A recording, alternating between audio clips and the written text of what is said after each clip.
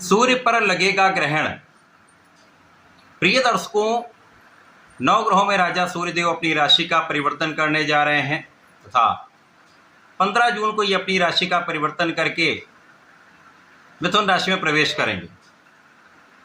यद्यपि ये अत्यंत महत्वपूर्ण तथा बलवान राशि परिवर्तन है, क्योंकि मित्र की राशि में ये परिवर्तन है, जहाँ पर मित्र बुध के साथ इनका गोचर आरंभ भी होगा, परंतु यहाँ पर ये राहु के दृष्टि के प्रभाव में होने के कारण ग्रहण दोष में भी होंगे, जिसके कारण बुध भी जड़ दोष में होंगे, सूर्य पर भी ग्रहण लगेगा। तो निश्चित रूप से ये जो परिवर्तन है, जब तक सूर्यदेव बलवान नहीं होंगे, जब तक ये 7-8 पॉइंट पे नहीं पहुँचेंगे, तब तक निश्चित ही कुछ ना कुछ समस्या यहाँ पर आने वाली है या आ सकती है। जय श्री गणेश। नमस्कार, मैं आचार्य संजय द्विवेदी। मेरे समस्त प्रबुद्ध दर्शकों का मेरे चैनल पर हार्दिक स्वागत है।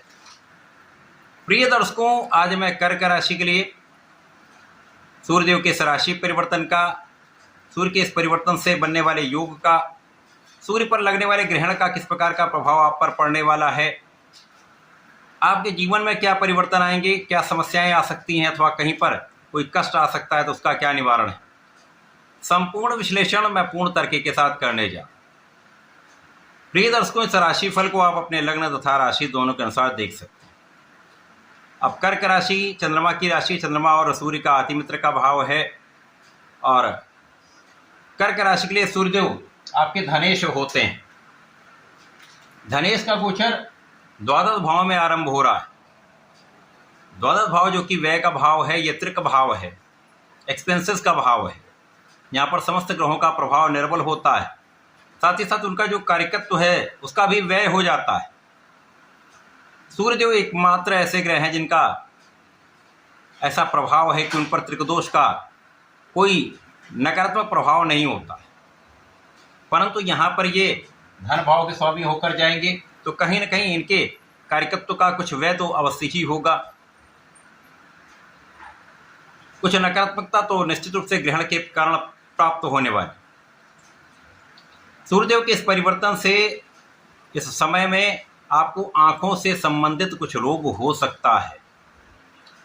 आंखों से संबंधित रोगों के कारण आपको कुछ तनाव भी हो सकता है, अकारण व्यय भी हो सकता है, बहुत समस्याओं के कारण अथवा किसी कानूनी समस्याओं के कारण आपका कुछ व्यय हो सकता है। इस समय में आपकी वाणी दूषित हो सकती है, साथ ही साथ कुछ एलर्जी की संभावना यहाँ पर बन रही। तो यहाँ पर अपने स्वास्थ्य का आपको ध्यान देना ही होगा, क्योंकि स्वास्थ्य समस्याओं के कारण आपका तनाव भी रहेगा और कुछ अनावश्यक व्यय भी होगा। यद्यपि इस समय में आपको नौकरी के क्षेत्र में अच्छा लाभ मिलेगा। यदि नौकरी चाह रहे हैं तो आपको अच्छा अवसर मिल सकता है। यदि आप विदेश में रहकर कार्य कर रहे हैं, विदेश जाकर कार्य करना चाहते हैं, तो वहाँ पर भी आपका काम बन सकता है। यद्यपि यहाँ पर कुछ व्यय बढ़ा रहेगा, परंतु लाभ भी आपका बढ़ेगा, धन भी आएगा। धन की निरंतरता आपको निश्चित रूप से प्राप्त होगी। यद्यपि व्यय अधिक होने के कारण आपको तनाव बनता रहेगा।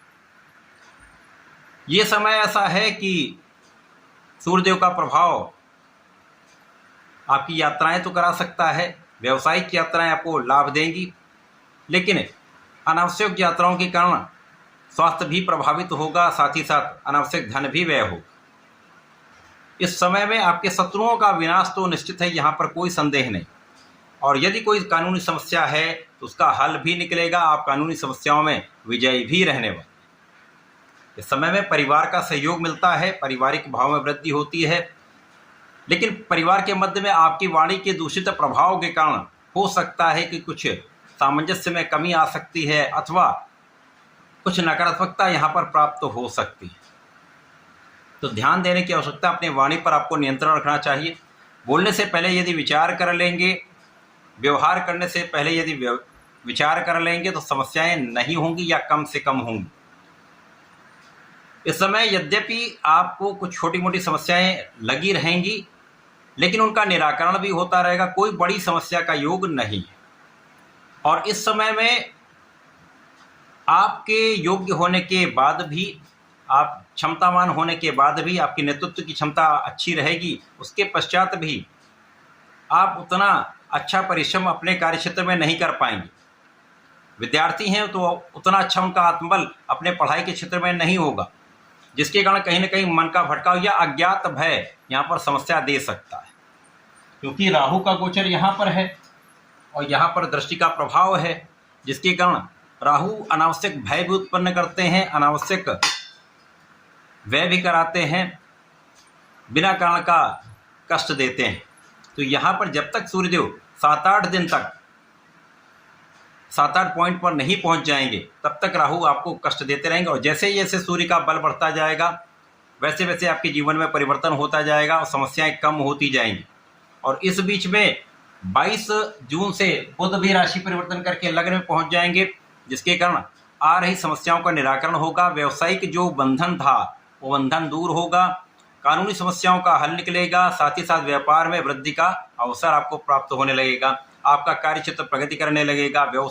व्यवसाय के साथ साथ जो लोग अपने प्रोफेशन में हैं उनको अवसरों की प्राप्ति जो नहीं हो पा रही थी वो अवसरों की प्राप्ति होने लगेगी, और धीमे धीमे जहां पर आपका आत्मबल प्रबल होने लगेगा तो आपके निर्णय अच्छे होने लगेंगे और आपकी मानसिक दृढ़ता बढ़ जाएगी, आपका परिश्रम पहले से अधिक अच्छा हो जाएगा और आपके भाई बहनों का सहयोग मिलेगा, परिवार का भी सहयोग मिलेगा, साथ ही साथ यहाँ पर अच्छे मित्रों का साथ मिलता है। यद्यपि यहाँ पर कोई ऐसा रिश्तेदार हो सकता है, कोई ऐसा स्वार्थी मित्र हो सकता है जिसके कारण आपको तनाव तो अवश्य रहेगा, परंतु समस्याओं का निराकरण होता जाएगा, जिसके कारण आप उतने कष्ट में नहीं रहेंगे। सूर्य यहाँ पर है, धन आएगा लेकिन धन का व्यय भी होगा। अब आपका जैसे जैसे सूर्य का बल बढ़ता जाएगा धन और व्यय का एक संतुलन बन जाएगा, तो तनाव भी आपका कम होता जाएगा। यदि आपकी कोई प्रॉपर्टी लिटिगेट है तो वहाँ उसके कारण कुछ व्यय हो सकता है, उसका इस समय पे हल नहीं निकल पाएगा।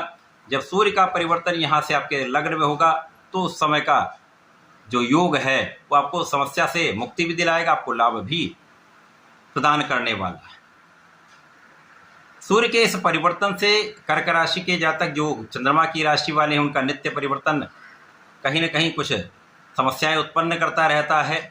सूर्य के कारण यहाँ पर प्रारंभिक समय में आपका आत्मबल भी कम रहेगा, तो आप निर्णय लेने से डरेंगे, लेकिन जब सूर्यदेव बलवान हो जाएंगे तो आपके काम में प्रगति इस कारण से होगी क्योंकि आपका आत्मबल पहले से अच्छा होगा और आप सही दिशा में सही प्रयास करके आगे बढ़ना आरंभ कर दें, तो धीमे धीमे आपका ये माह ठीक होने लगे। 16 जुलाई तक सूर्य का ये राशि परिवर्तन है, तो 16 जुलाई तक आपको सावधान तो रहना ही है। अनावश्यक शत्रुओं से बचने के लिए, अनावश्यक व्यय से बचने के लिए, तनाव से बचने के लिए, अपने को एक्टिव रखने के लिए आपको भगवान गणपति की आराधना करनी चाहिए। ओम गंगणपतये नमः का जप करें, सूर्यदेव को जल दें, ओम गणी सूर्याय नमः का जप करते रहें तथा भगवान भोलेनाथ पर जलार्चन करें। प्रत्येक सोमवार को यदि आप जलार्चन करके गंगा जल से अभिषेक करते हैं, लाल चंदन अर्पण करते हैं, तो विशेष लाभ आपको प्राप्त होते रहेंगे। ऐसा करके इसका उपयोग करें, लाभ लें। धन्यवाद, नमस्कार।